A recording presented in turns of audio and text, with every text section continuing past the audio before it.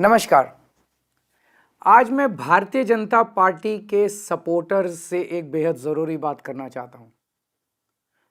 कुछ दिन पहले एक बीजेपी का कट्टर समर्थक मिला, बड़ी हल्की सी गंदी सी स्माइल देके बोला, अरविंद जी अगर आप हार गए तो क्या होगा।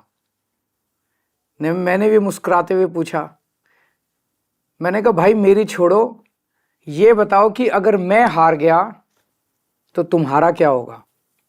वो एकदम सकपका गया, बोला मतलब। मैंने कहा भाई ये बताओ तुम्हारे बच्चे कहाँ पढ़ते हैं। बोला सरकारी स्कूल में। मैंने पूछा अब सरकारी स्कूल कैसे हैं। बोला स्कूल तो बहुत अच्छे हो गए, टीचर भी बहुत बढ़िया पढ़ाते हैं, रिजल्ट भी बहुत अच्छे आ रहे हैं।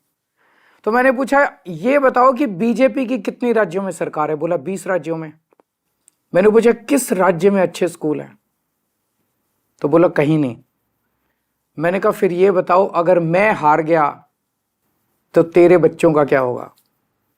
दिल्ली के सरकारी स्कूल फिर से कबाड़ा हो जाएंगे। बोला हाँ ये बात तो है।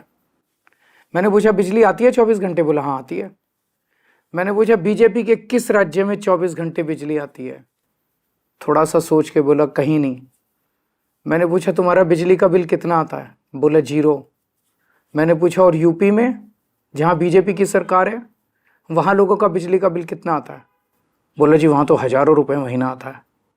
मैंने कहा तो भैया ये बताओ अगर मैं हार गया तो तेरा क्या होगा।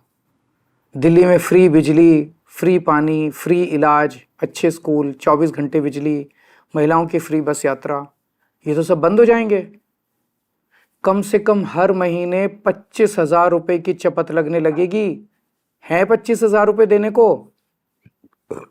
बोला जी मेरी तो 1 लाख रुपए महीने की तनख्वाह है, उसमें भी गुजारा नहीं होता, 25,000 रुपये महीना तो कहाँ से लाऊंगा। मैंने कहा तो फिर बीजेपी भूल जाओ, राजनीति भूल जाओ, पॉलिटिक्स भूल जाओ, अपनी सोचो, अपने परिवार की सोचो। ये सोचो कि अगर केजरीवाल हार गया तो तुम्हारा क्या होगा। वो संतुष्ट हो गया। बोला सर मैं इस चुनाव में तो आपको वोट दे दूंगा पर मैं बीजेपी नहीं छोड़ूंगा। मैंने भी मुस्कुरा के कहा भाई जैसी तेरी मर्जी। मेरी सभी बीजेपी के सपोर्टर से अपील है कि अगर बीजेपी आ गई तो आपको हमारी सरकार से मिलने वाली सारी सुविधाएं बंद हो जाएंगी।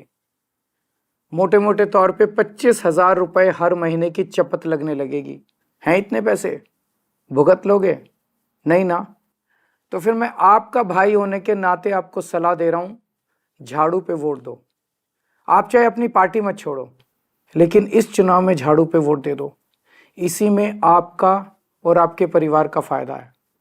और हाँ, अगर आपको कभी पर्सनल काम भी हो तो अपने इस भाई के पास आ जाना, मैं हमेशा आपके काम आऊंगा।